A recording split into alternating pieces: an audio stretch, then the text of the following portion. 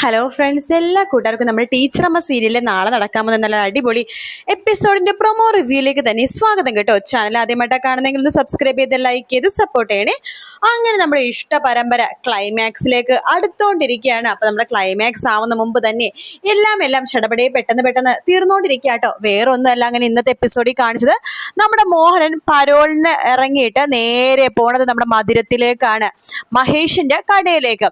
അവിടെ പോയിട്ട് ചോദിക്കുന്നുണ്ട്, നിനക്ക് നാണമില്ലേടാ സ്വന്തം അമ്മേനാ വേറൊരാളെ അവിടെ കല്യാണം പോലും കഴിക്കാത്ത ഒരാളെ പാർപ്പിക്കാനായിട്ട് ആ വാതിരി നിന്റെ അമ്മയുടെ കൂടെ കഴിയാണെന്ന് നാട്ടുകാരൊക്കെ പറയാണല്ലോടാ, നിനക്ക് നാണമില്ലേ എന്നൊക്കെ ചോദിച്ച് നാണം കെടുത്താണ് നമ്മുടെ മഹേഷിന.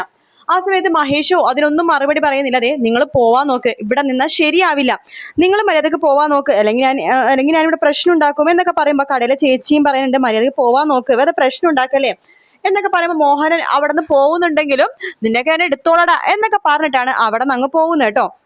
അതിനുശേഷം നമ്മുടെ മഹേഷ് രാധനെ കാണാൻ വേണ്ടി പോകുന്നുണ്ട്. രാധ എടുത്ത് പറയുന്നുണ്ട്, അച്ഛനിങ്ങനെ ജയിലിൽ നിന്ന് ഇങ്ങനെ ഇറങ്ങിയിട്ടുണ്ടെന്ന് പറയാണ്. ഓ, അയാൾ ജയിലിൽ നിന്ന് ഇറങ്ങിയോ? പരോളിനായിരിക്കും അല്ലേ, ഇത്ര പെട്ടെന്നൊക്കെ പരോള് കിട്ടിയോ എന്ന് ചോദിക്കുകയാണ്. ആ, പരോള് കിട്ടാൻ അത്ര വലിയ സമയമൊന്നും വേണ്ടല്ലോ, രാഷ്ട്രത്തിൽ പിടിപാടൊക്കെ ഉള്ള ആളല്ലേ, അതുകൊണ്ടായിരിക്കും എന്ന് പറയാണ്. എന്നിട്ട് നിന്റെ അടുത്ത് എന്ത് പറഞ്ഞു? ആ, അമ്മ വാദിയരെ വീട്ടിൽ താമസിപ്പിച്ചിട്ടുണ്ടല്ലോ, അതിന്റെ പേരിൽ എന്നെ കുറെ നാണം കെടുത്തി ചേച്ചി എന്ന് പറയാണ്. ഈ അമ്മയുടെ ഒരു കാര്യം ഇത് ഞാൻ പറഞ്ഞത് വേറെ പ്രശ്നം ഉണ്ടാക്കുമെന്നും, ഇനി അയാൾ ഇത് മതി നാട്ടിലെല്ലാം പാട്ടാക്കാനായിട്ട്. അതെ, ഇനി ഈ കാര്യം പറഞ്ഞ് അയാൾ നാട്ടിലെല്ലായിടത്തും ഈ കാര്യം പാട്ടാക്കി നടക്കും, നമുക്ക് നാണക്കേട്, അല്ലാതെ എന്ത് പറയാനാണ്. എടാ, അയാളുടെ ശല്യം കൂടി വരണ്ടെങ്കിൽ പറ, ഞാൻ വിഷ്ണുവായിട്ടെന്ത് പറയാം എന്ന് രാധ പറയുന്നുണ്ട്.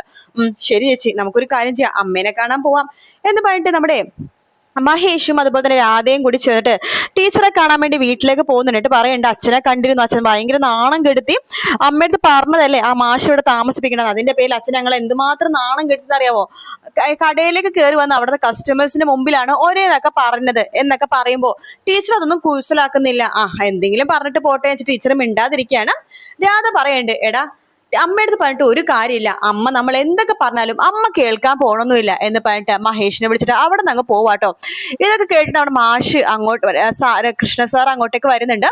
എന്നിട്ട് പറയുന്നുണ്ട്, സരസ്വതി ഞാൻ ഇവിടുന്ന് പോയിക്കോട്ടെ, ഞാൻ പറഞ്ഞതല്ലേ പ്രശ്നമാകുമെന്ന്, വെറുതെ എന്തിനാ തനിക്ക് പ്രശ്നമാക്കണത്, ഞാൻ ഇവിടുന്ന് പോയിക്കോളാം എന്ന് പറയുമ്പോൾ മാഷ് ഇവിടുന്ന് എവിടേക്കും പോണില്ല, മാഷ് ഇവിടെ തന്നെ നിൽക്കും എന്ന് പറഞ്ഞിട്ട് ടീച്ചർ പറയണ്ട, ഇത് എന്റെ തീരുമാനമാണെന്ന് പറയുമ്പോൾ കനി പറയണ്ട, അതേ മാഷേ സാർ ഇപ്പൊ പോയി കഴിഞ്ഞാൽ വെറുതെ ആൾക്കാർ അപ്പൊ കൂടുതൽ പറഞ്ഞുണ്ടാക്കിയല്ലേ ഉള്ളൂ, സാർ ഇവിടെ തന്നെ നിൽക്ക്, ഞങ്ങളെല്ലാവരും കൂടെ തന്നെ ഇല്ലേ, പിന്നെന്താ എന്നൊക്കെ പറഞ്ഞിട്ട് സാറിന് അവിടെ തന്നെ പിടിച്ചു നിർത്താണ് നമ്മുടെ കനിയും വീണയും അതുപോലെ തന്നെ ടീച്ചറും കൂടിയിട്ട്. അപ്പൊ ആ ഒരു ഭാഗത്തോടെയാണ് നമ്മുടെ ഇന്നത്തെ എപ്പിസോഡ് തീരുന്നത്. അപ്പൊ നാളെ കാണിക്കാൻ പോണത് എന്താന്ന് വെച്ച് കഴിഞ്ഞാല് വീണേനെ കാണാൻ വേണ്ടി നമ്മുടെ സുജി വക്കീല് വരുന്നുണ്ട്. വീണെടുത്ത് പറയുന്നുണ്ട്, നാളെയാണ് കോടതിയിൽ ലാസ്റ്റ് സംഭവം നാളെയാണെന്ന് പറയാണ്. നമ്മുടെ വീണയുടെയും അതുപോലെ തന്നെ സന്തോഷിന്റെയും ഡിവോഴ്സ് ഉണ്ടല്ലോ, അതിന്റെ വിധി പറയുന്ന ദിവസം നാളെയാണ് എന്ന് പറയുമ്പോൾ വീണയുടെ കണ്ണീരിങ്ങനെ ഒഴുകുക കേട്ടോ. അപ്പൊ സുജി ചോദിക്കണ്ടേ, എന്തിനാ നീ വിഷമിക്കണത്, സന്തോഷിക്കല്ലേ വേണ്ടെന്ന് ചോദിക്കുമ്പോ അല്ല, സന്തോഷത്തിന് ഇപ്പൊ ഭയങ്കര പോസിറ്റീവായിട്ടാണ് കാര്യങ്ങളൊക്കെ ഇടപെടുന്നതും ചെയ്യുന്നതും കാര്യങ്ങളൊക്കെ ശരി തന്നെയാണ്, പക്ഷെ എനിക്ക് നല്ല പേടിയുണ്ട്, നാളത്തെ ദിവസം കഴിഞ്ഞാൽ സന്തോഷം പഴയ പോലെ ആകുമെന്ന് എനിക്കൊരു പേടിയുണ്ട് എന്ന് പറയാണ് വീണ.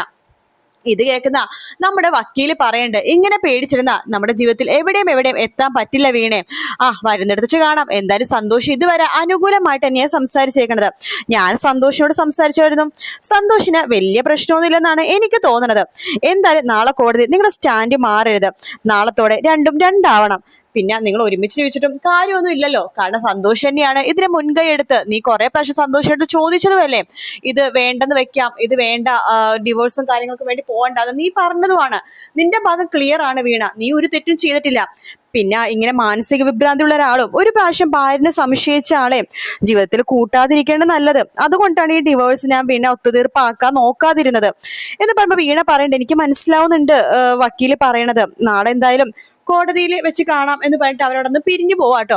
വീട്ടിലെത്തിയിട്ട് വീണ ആകെ മൂഡ് ഔട്ട് ആയിട്ടിരിക്കുകയാണ്. അപ്പൊ നമ്മുടെ കൃഷ്ണ സാറ് വീടിന്റെ അടുത്തേക്ക് വരുന്നുണ്ട്. എന്താ വീണ ആകെ മൂഡ് ഔട്ട് ആണല്ലോ എന്ന് പറയുമ്പോൾ, സർ നാളെയാണ് കോടതിയിൽ വിധി വരുന്നത്, അതിനാണ് ടെൻഷൻ ആവുന്നത്. അതെ സർ, എനിക്ക് വലുത് ടെൻഷൻ ഉണ്ട്, വേറൊന്നുമല്ല, നാളെ വിധി പറയുന്നത് ശരി തന്നെയാണ്, പക്ഷെ അതിനുശേഷം സന്തോഷേട്ടന്റെ ജീവിതം എന്താകും, സന്തോഷേട്ടന് ഇത് താങ്ങാൻ പറ്റുമോ, സന്തോഷേട്ടൻ പഴയ പോലെയൊക്കെ ആകോ എന്നൊക്കെ ഒരു പേടിയാണ് സർ എനിക്ക് എന്ന് വീണ പറയുമ്പോൾ നമ്മുടെ സാറ് പറയണ്ടേ, എന്റെ വീണെ താൻ ഇങ്ങനെ വിഷമിക്കല്ലേ, സന്തോഷിന് ഇതിന്ന് പെട്ടെന്ന് റിക്കവർ ആവാൻ പറ്റില്ലായിരിക്കും, പക്ഷെ ഒരു കാര്യമുണ്ട്, താനും സന്തോഷം ഇനി ഒരിക്കലും ഒത്തുപോയാൽ ശരിയാവില്ല. അപ്പൊ അതുകൊണ്ട് നിങ്ങൾക്ക് ഇതന്നെയാണ് നല്ലത്. അപ്പൊ അതുകൊണ്ട് അതിലേക്ക് വീണ കൂടുതലൊന്നും ആലോചിക്കണ്ട, നാളെ കോടതി പോവാം, തനിക്ക് സംഭവിച്ച കാര്യങ്ങളൊക്കെ താൻ തുറന്നു പറയാം, അത്രേ ഉള്ളൂ, ബാക്കിയെല്ലാം കോടതി തീരുമാനിക്കട്ടെ എന്ന് പറയാണ്. അങ്ങനെ കോടതിക്ക് വിട്ടുകൊടുക്കുക എന്ന് പറയുന്നുണ്ട്. ശരി സർ, അങ്ങനെ തന്നെ ചെയ്യാം എന്ന് വീണയും പറയുന്നുണ്ട്. ആ സമയത്ത് കനി വരുന്നുണ്ട്. വീണേ, നീ നാളെ സ്ട്രോങ് ആയിട്ടിരിക്കണം, നീ വിഷമിച്ചു ഒന്നും ഇരിക്കരുത്, പിന്നെ സന്തോഷിന്റെ മൈൻഡ് മാറും, അതുകൊണ്ടാണ് ഞാൻ ഇങ്ങനെ പറഞ്ഞത്. നാളത്തോടെ നിങ്ങളുടെ വിഷമങ്ങളും കാര്യങ്ങളും തീരണം, നിങ്ങൾ രണ്ട് വ്യക്തികളായിട്ട് മാറണം. ഇന്ന് വരെ നിങ്ങൾ ഭാര്യയും ഭർത്താവാണ്, നാളെ ആകുമ്പോഴേക്കും നിങ്ങൾ അത് മാറും, നിങ്ങൾ ഭാര്യയും ഭർത്താവും മാറിയിട്ട് രണ്ട് വ്യക്തികളാവും, പിന്നെ നിനക്ക് നിന്റെ വഴി, സന്തോഷിന്റെ വഴി എന്നൊക്കെ പറഞ്ഞിട്ട് വീണനെ ആശ്വസിപ്പിക്കാൻ ശ്രമിക്കുകയാണ് നമ്മുടെ കനി കേട്ടോ. പക്ഷെ വീണയുടെ മനസ്സിൽ വേറൊന്നുമല്ല, നാളെ കോടതിയിൽ എത്തുമ്പോഴേക്കും സന്തോഷ് തന്റെ വാക്ക് മാറ്റോ, തനിക്ക് വീണനെ മതി, ഈ ഡിവോഴ്സ് വേണ്ടെന്നെങ്ങാനും പറയോ എന്നൊരു ടെൻഷനും വീണക്കുണ്ട് കേട്ടോ.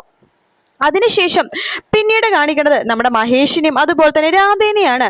അവര് വീണ്ടും തന്റെ അമ്മയടുത്ത് ആവശ്യമായിട്ട് വന്നിരുന്ന് പറയാട്ടോ, അതെ അമ്മേ, ഞങ്ങൾ അവസാനമായിട്ട് ചോദിക്കുകയാണ്, അമ്മ മാഷിനെ ഇവിടുന്ന് പറഞ്ഞയക്കുന്നുണ്ടോ ഇല്ലയോ. അപ്പൊ സരസ്വതി ടീച്ചർ പറയണ്ടേ, ഇല്ല, ഞാൻ നിങ്ങൾക്ക് ഇതിന്റെ മറുപടി പറഞ്ഞാണല്ലോ, ഞാൻ പറഞ്ഞയക്കുന്നില്ല എന്ന് പറയാണ്. എന്താ അമ്മ ഇങ്ങനെ വാശി പിടിക്കണത്, അച്ഛൻ അച്ഛന്റെ വഴിക്ക് നടക്കുന്നു, അമ്മ അമ്മയുടെ വഴിക്ക് നടക്കുന്നു, നിങ്ങൾ നിങ്ങളുടെ വഴിക്ക് നടന്നോ എന്ന് ടീച്ചർ പറയാണ്. അത് കേട്ട് നമ്മുടെ കനി വരുന്നുണ്ട്. കൊള്ളാം ഇളയമ്മ, നല്ല അടിപൊളി മറുപടി, കേട്ടല്ലോ ഇളയമ്മയുടെ മറുപടി, ഇനി നിങ്ങൾ പൊയ്ക്കോ എന്ന് പറയാണ്. എനിക്കറിയാം അമ്മക്ക് ഇതൊക്കെ ഒത്താശ ചെയ്ത് കൊടുക്കണത് നീയല്ലേ എന്ന് കനിയെടുത്ത് ചോദിക്കുമ്പോ, ആഹാ കൊള്ളാലോ, ഞാൻ എന്റെ ഇളയമ്മയുടെ നല്ലതിന് വേണ്ടി മാത്രമേ എന്തെങ്കിലും ചെയ്തിട്ടോ പറഞ്ഞിട്ടുള്ളൂ, പിന്നെ നിങ്ങൾക്കത് തോന്നണില്ലെങ്കിൽ എനിക്ക് എന്ത് ചെയ്യാൻ പറ്റും എന്നൊക്കെ കനി പറയാണ്. അങ്ങനെ വീണ്ടും നാണം കെട്ട് അവിടെ നിന്ന് ഇറങ്ങിപ്പോവാണ് നമ്മുടെ മഹേഷും രാധ കേട്ടോ.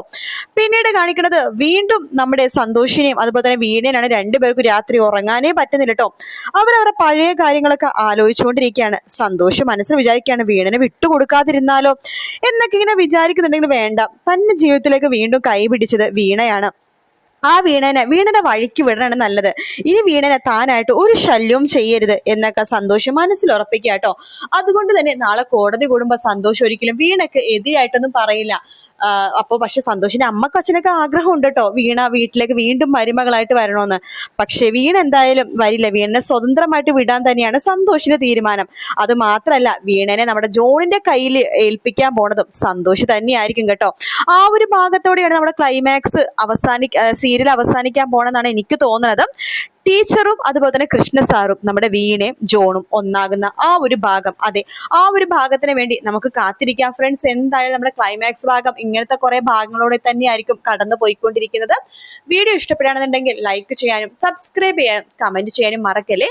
മറ്റൊരു വീഡിയോ ആയിട്ട് കാണാം friends. Take care, bye bye.